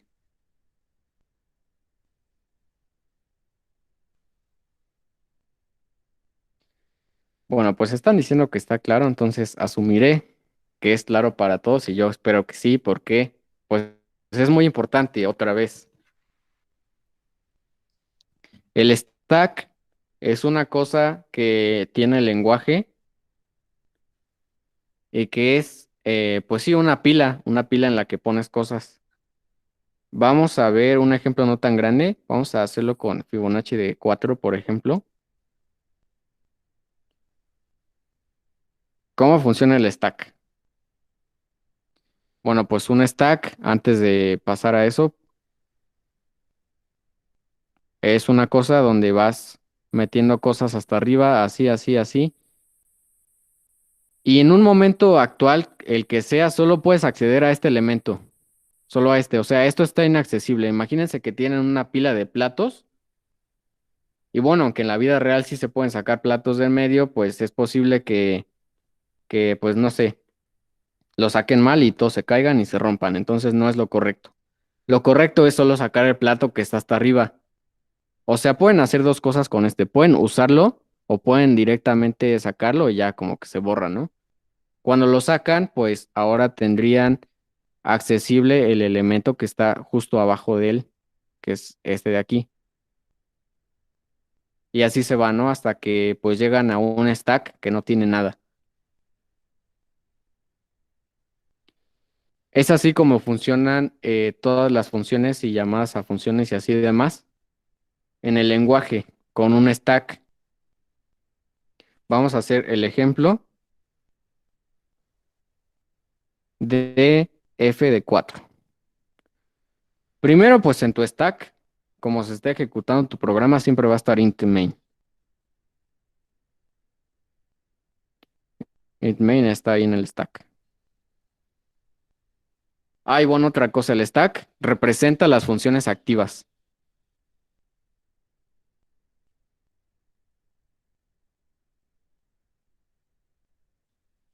¿Ok? Funciones activas quiere decir que están haciendo algo o que se quedaron ahí guardadas o que están esperando un valor. Por ejemplo, el f de 5, ¿no? Que revisamos que se llama y luego baja, baja, baja, baja. Luego regresa, regresa, regresa. Pero sigue ahí, o sea, cuando regresó, pues el f de 5 seguía ahí en algún lugar y seguía pues activado, ¿no? Eso es que la función esté activa. El stack guarda funciones activas. Entonces, hasta abajo del stack tenemos int main. Si no hacemos ninguna llamada a la función y hacemos sola mundo, pues este termina y pues al final lo borras del stack y ya se acabó tu código, ¿no? En este caso, pues estás llamando a F4, entonces F4 aparece aquí en el stack, lo apilas. Ahora como estás en F4, main ya no lo puedes accesar, perdón. Ya no lo puedes accesar porque estás dentro de F4. Vas a poder accesar a main hasta que borres este. ¿Sí está claro eso?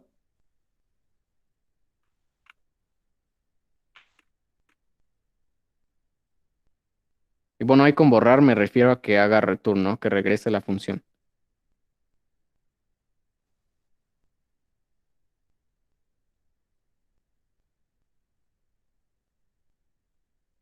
¿Sí está claro eso del stack? Sí. Ok. Bueno, entonces llamamos F4. F4 está activa, ¿no? Siguiendo el diagrama de del árbol, pues llamamos luego a F3. Ahí está, llamamos F3. Entonces F3 se mete en el stack. Luego el F3 llama al F2, entonces el F2 se mete en el stack. El F2 llama al F1. Entonces el F1 llega a su if y dice, a ver, ¿la n es 1 o es 0? Y dice, ah, no, pues sí, entonces regresa un valor, la n. Cuando regresas un valor, entonces esta se borra del stack, o sea, esta ya no existe, porque ya regresó su valor. Entonces regresas a la función que estaba inmediatamente abajo. Es por eso que, pues del F1 te dice, ah, no, pues estoy en F2 y regresé de F1. Eso es lo que pasó, que se quitó del stack y ahora la función activa es el F2. Luego el F2 llama a F0. Y pues pasa lo mismo, ¿no? El F0 se crea aquí en el stack, regresa su valor y pues lo quitas.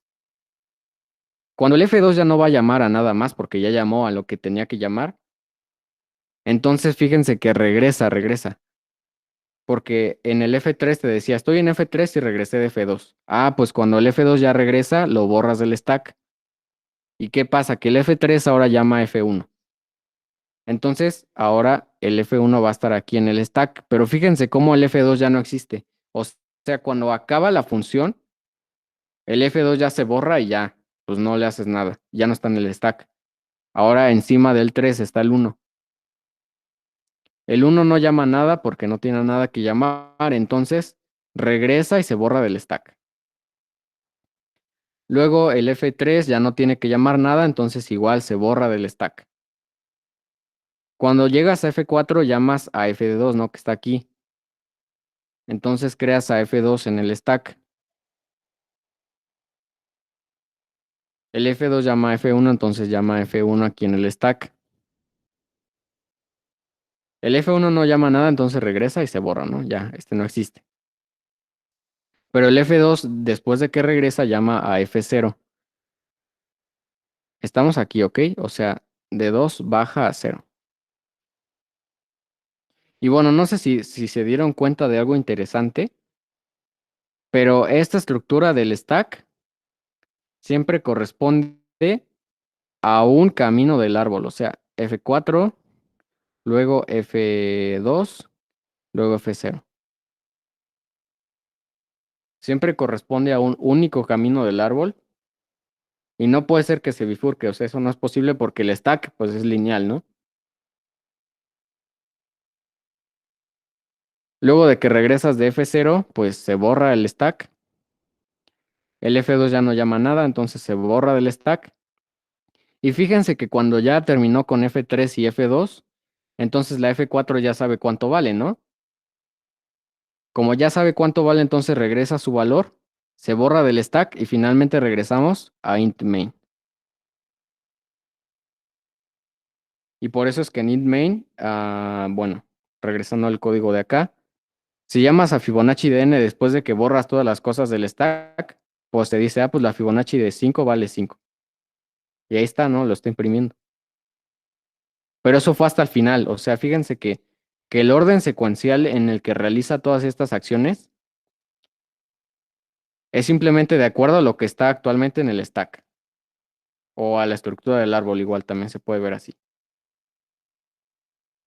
¿Qué les parece?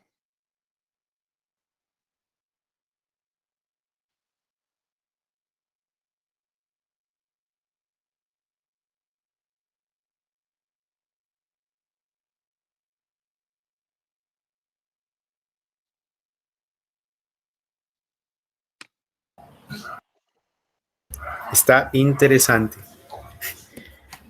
Bueno, yo no Sí, sabía eso de cómo funcionaba la pila recursiva. La escuchaba, pero no tenía claro qué era. Aquí ya. sí, exactamente, ¿no? A mí también me parece muy interesante, pero sí está medio complicado.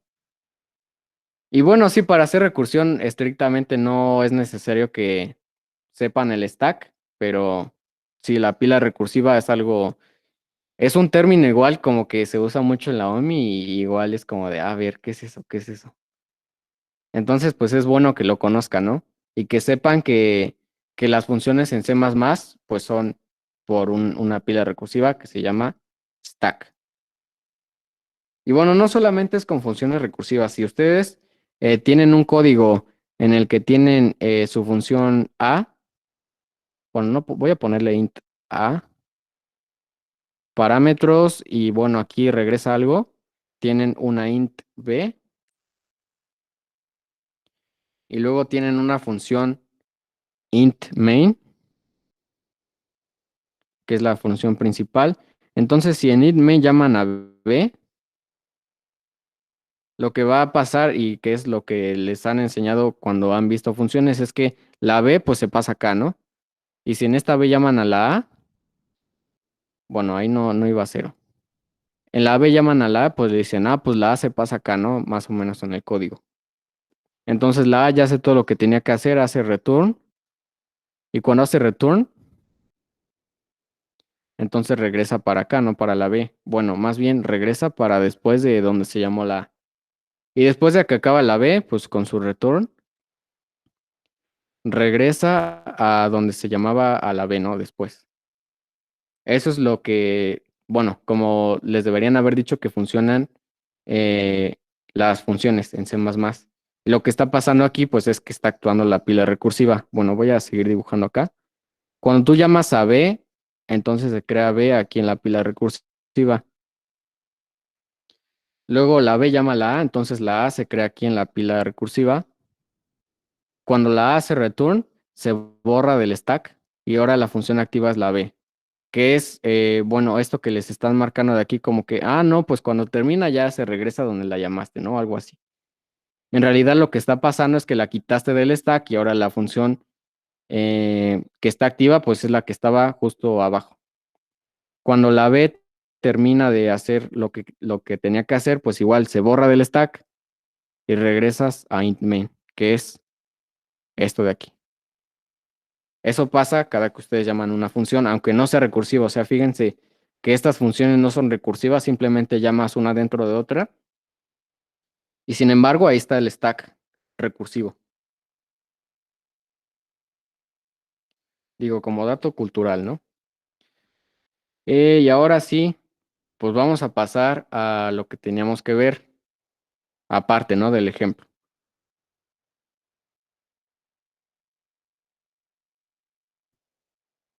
El ejemplo es enumerar subsets o, pues sí, contar subsets.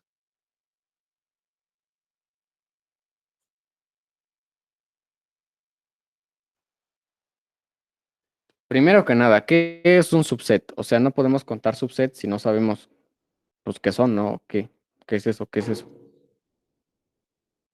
Bueno, primero que nada, un set es el conjunto y eso, pues ya lo vieron con Iván, vieron conjuntos. Un conjunto A es un set y tiene cosas, ¿no? Cosas, cosas, cosas.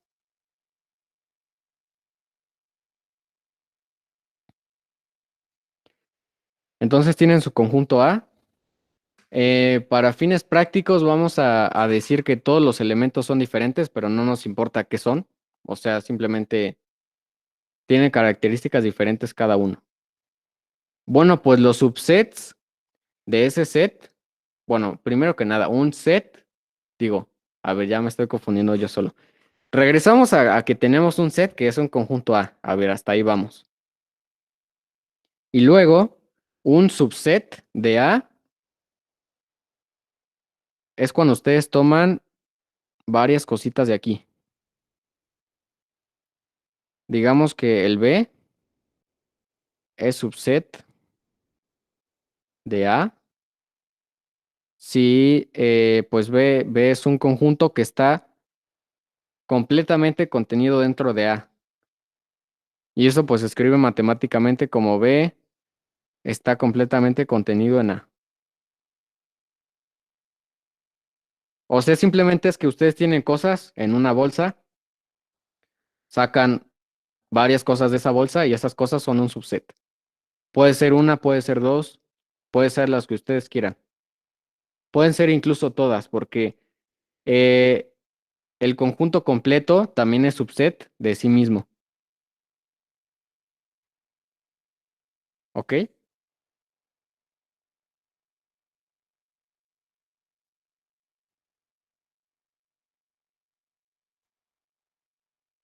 Bueno, tomar eso como un sí. Pues digamos que tenemos el conjunto A con tres elementos, ¿no?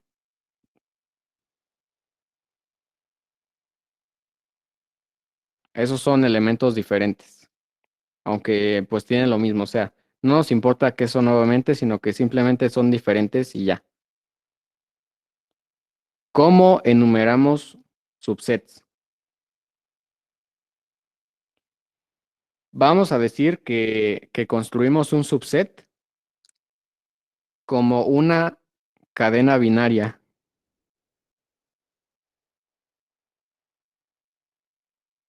donde uno significa tomarlo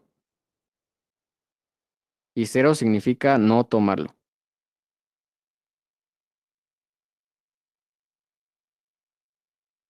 Entonces, ¿qué significa este subset de aquí o esta cadena? Pues que tu subset que construiste va a tener a este y va a tener a este, pero a este no. ¿Sí está claro hasta ahí? Por favor, digan si sí o si no. Sí, sí está claro. Ok. Para los demás.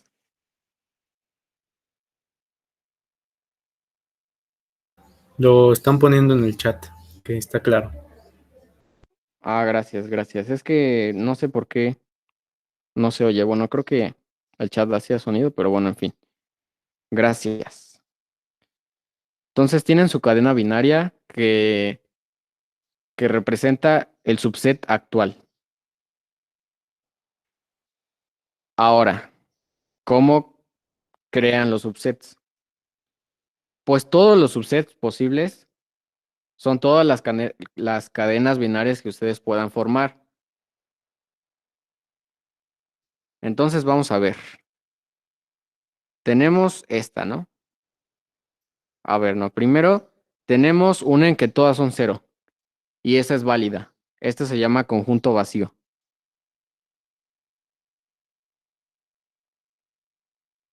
El conjunto vacío siempre es subset de cualquier conjunto.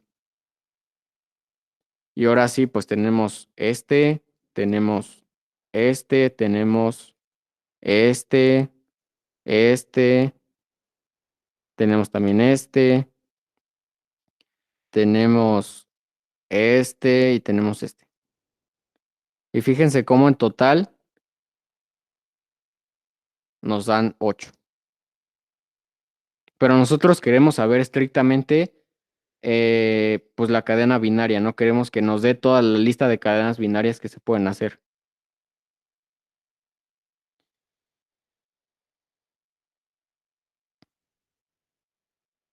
Sería 2 elevado al número de cosas que haya, ¿no?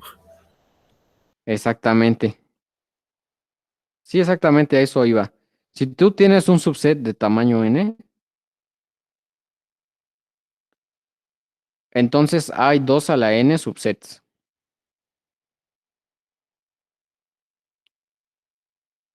¿Por qué? Regresamos a la notación de As con subíndices. ¿Qué puede ser la A? O sea, la A solo puede ser 0 o 1, ¿no? Si nosotros queremos todas las cadenas que sean diferentes y que estén formadas por 0 o 1, pues solo tengo dos posibilidades para cada uno, ¿no? Que es 0 o 1, que es no tomarlo o sí tomarlo. Si nosotros queremos contar, y eso es algo de combinatoria que también deberían conocer por facilidad, y que bueno, también les han enseñado en la escuela básicamente como que, no, pues si tengo dos camisas y tres pantalones, ¿de cuántas formas me puedo vestir? Pues es 2 por 3, ¿no? O sea, así fácilmente. Pues aquí es lo mismo, ¿no? Si para cada A tienes 2 posibilidades, a ver, posibilidades. Entonces, pues las maneras de tomar cadenas que sean diferentes, pues es 2 multiplicado por 2 multiplicado por 2 multiplicado por muchos hasta que llegas a la n, que también es 2. Y esto es pues multiplicar 2 n veces, ¿no?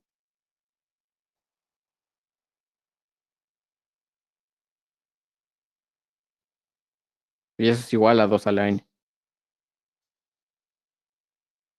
Entonces regresamos. Si tienen un set de tamaño n, hay 2 a la n subsets.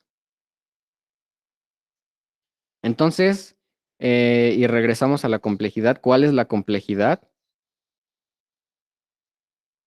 De generar los n subsets para un set de tamaño n. Pues 2 a la n, ¿no? Porque esa sí es una complejidad válida y que se toma así, que es exponencial base 2, y que crece en términos de n, ¿no? Esa exponencial pues crece muy rápido y solo la van a poder hacer si la n pues va más o menos como hasta 20. Porque 2 a la 20 ya habíamos dicho que es como 1.000.000 o algo así. Si le meten una n más grande, eso va a dar TLE y bueno, hay problemas que pues sí requieren este conocimiento de enumerar subsets. Y ahora sí, sabemos que hay 2 a la n subsets, pero ¿cómo sacamos todas estas cadenas? ¿Cómo hacemos que el código las saque? Con la recursividad, ¿no? Bueno, puede ser. Exactamente, este es uno de esos problemas que les decía que es mucho más fácil resolverlo con recursividad. O bueno, también, no. Bueno, es que si ustedes quisieran hacerlo iterativo, entonces tendrían que poner n fors anidados y eso es muy feo. O sea, tendrían que hacer for y luego for y luego for. Y lo único que hace el for es cambiar el 0 a 1 y ya. Y eso hacen todos los fors, porque es un for para cada columna de estas, ¿no? Si tienen n igual a 20, pues no van a escribir 20 fors. O sea, eso no está bien. Eso no es sano. En su lugar, pues lo resuelven recursivamente y es mucho más fácil y ocupa pues menos líneas de código que escribir 20 fors. Vamos a ver cómo se resuelve recursivamente. Definimos el nivel del árbol K como el elemento K'ísimo o el elemento K simplemente. Vamos a ponerle elemento con ID K.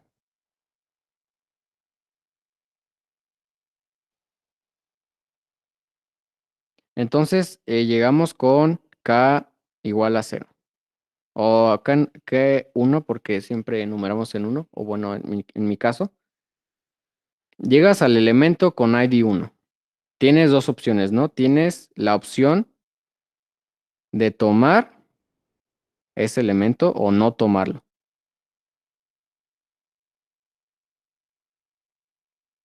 Tomarlo.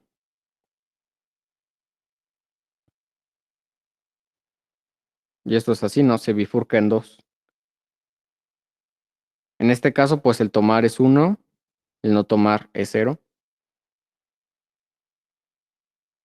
Y bueno, sí. Luego llegas a la K igual a 2. Aquí tienes la opción de tomarlo. Bueno, ya lo voy a representar directamente con 0 o con 1. Puedes ir a 0 o puedes ir a 1. Y ya. Cuando llegas acá igual a 3, puedes ir a 0 o puedes ir a 1. Y así nos vamos, ¿no? Hasta que llegas acá igual a n, que igual puedes hacer 0 o 1. Y luego llegas acá igual a n+1, que esta es importante porque este va a ser nuestro caso base. Cuando llegas al índice n+1, ya tomaste todas las decisiones posibles, entonces aquí ya nada más return. Return o imprimir. Imprimir. O también evaluar, porque esto sí se aplica a varios problemas. O sea, imagínense un problema en el que tengan que generar todos los subsets y luego tengan que decir si uno es válido o no válido. Pues ya cuando tengan su cadena van a decir, no, pues sí vale o no vale. Y bueno, ya son las 12, pero nada más terminando con esto, vamos a hacer el código rápido. Nos quedamos con que cuando la K es n+1, vamos a hacer return o vamos a imprimir la cadena o vamos a evaluar algo de que si esa cadena es válida para un problema o no lo es. Y pues vemos que, bueno, esto no está completo, pero esto también es un árbol. O sea, es un árbol. Así no, así está. Y también aquí nos damos cuenta que el seguir un camino determinado por el árbol, que nos genera pues un subset. Entonces fíjense que cada vez que lleguemos a uno en que la K sea n+1, vamos a haber generado un subset diferente. ¿Están de acuerdo con eso?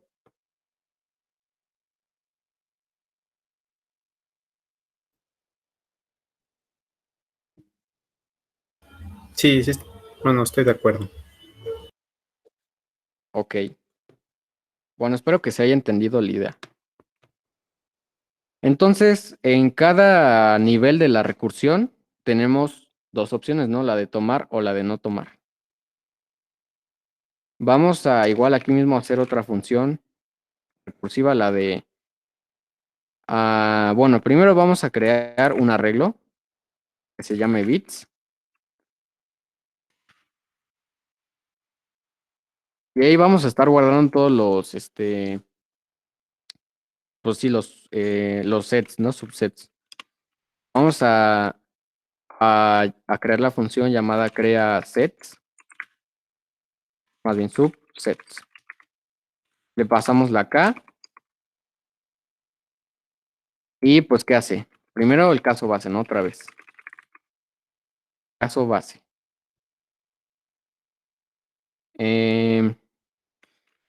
Sí, la K es igual a, y bueno, aquí igual necesito declarar la N. Aquí, nada más lo estoy cambiando para que sea global. Si la K es n+1, entonces, ¿qué dijimos? Aquí es return o imprimir o evaluar. En este caso vamos a hacer la de imprimir.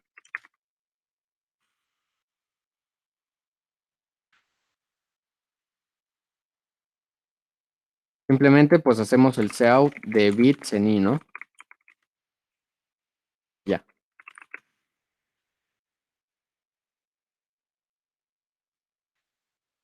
Return aquí es para que no tengamos que poner el else. Y eso es otro error común. Si no pones el return y aquí te sigues escribiendo así todo lo que quieras, cuando llegues al caso base, pues se va a seguir ejecutando aquí las líneas de más abajo y eso te va a romper la recursividad porque el caso base dijimos que ya no tenía que llamar a nada recursivo y pues iba a explotar. Entonces acuérdense de poner return aquí si no quieren poner else. Return simplemente corta la función como dice, ya, párale. Y regresa. Aquí vamos a hacer el ¿Y no caso tendría que ser recursivo, un ¿no? número? O bueno, también eso funciona porque es por lo de que es una función Cierto. de int. Tienes razón, gracias. Es que no era int, aquí era void. Void porque no te regresa nada. Pues sí, porque como se está llamando recursivamente, más bien le regresaré a la función anterior el arreglo completo y pues no, eso no queremos que pase. Entonces es void porque no va a regresar nada. El caso recursivo, ¿qué es? Estás en el índice K, tienes dos opciones. El primero es que bit sea 0, ¿no? Bits en la posición K va a ser 0. ya tomaste tu decisión, entonces tienes que llamar a crea subsets con K más 1.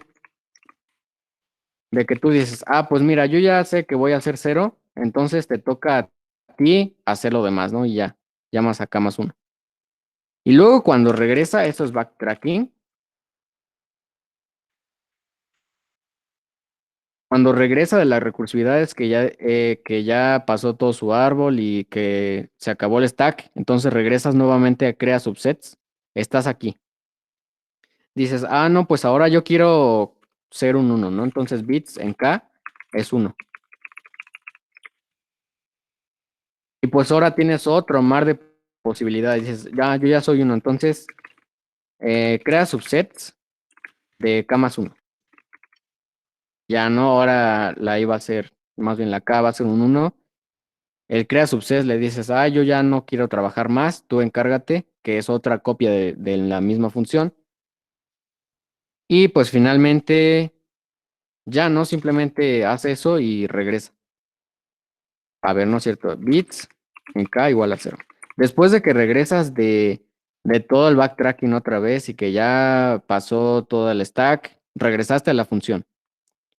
Bits en K, otra vez quiero que sea 0, porque quiero que no afecte a cuando regresa más niveles y quiera construir otro subset. Entonces ya voy a quitar esto de Fibonacci. Y más bien no se auto aquí. Nada más voy a llamar al crea subsets de 3, que es lo que hicimos. No es cierto, no de 3. Más bien, el 3 va a ser el 1 y llamamos a crea subsets de 1 para que empiece en la raíz. Es decir, la K es 1 aquí. K es 1. Entonces empieza por el primer elemento, ¿no? Que decides, tomarlo o no tomarlo. Entonces, crea subsets de 1 con la N3. A ver aquí qué pasó. Una mayúscula. Entonces dices 3. ¿Y qué pasó? Que te elaboró todos los subsets posibles, ¿no? Que son 2 a la 8. Primero está el vacío, luego este y ya son 8. Si le dices, dame los subsets de 5, entonces ya te da 32 subsets, ¿no? Pero fíjense que pasa por cada uno y que todos son diferentes. Y eso es algo que recursivamente se hace muy fácil y que iterativamente no se hace tan fácil. Esto también es complete search porque estamos pasando por todas las opciones posibles. O sea, fíjense que para cada posición, sea 0 o 1, estamos pasando por todas las posibles. O sea, no hay una que se nos pase. Y como es complete search, pues si pasas por todas y todas las evalúas, eventualmente vas a encontrar la respuesta y eso te da puntos. ¿Ok? Entonces, ¿tienen alguna duda sobre eso? No, no hay duda, está claro. Los demás, ¿qué dicen? ¿Qué les parece? ¿Dudas? ¿No? ¿Todo está claro? ¿Muy claro? De momento no. Ok, pues en el Omega Op no hay problemas de recursión.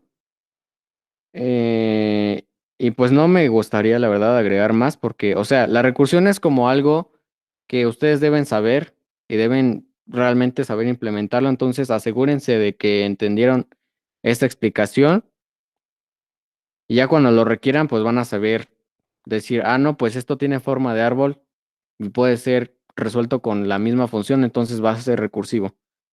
Va a ser recursivo y pues lo van a poder aplicar. Entonces, pues primero enfóquense a resolver todos los problemas que tengan pendientes. Ya saben que si llegan a tener alguna duda o se atoran, pues pueden mandarme un mensaje. Siempre les respondo lo más pronto posible, pero siempre les respondo. O sea, nunca es de que me manden mensaje y ya no les diga nada. Muy bien, entonces eso se les queda de tarea. Y pues eso sería todo por hoy. Muy bien, maestro David.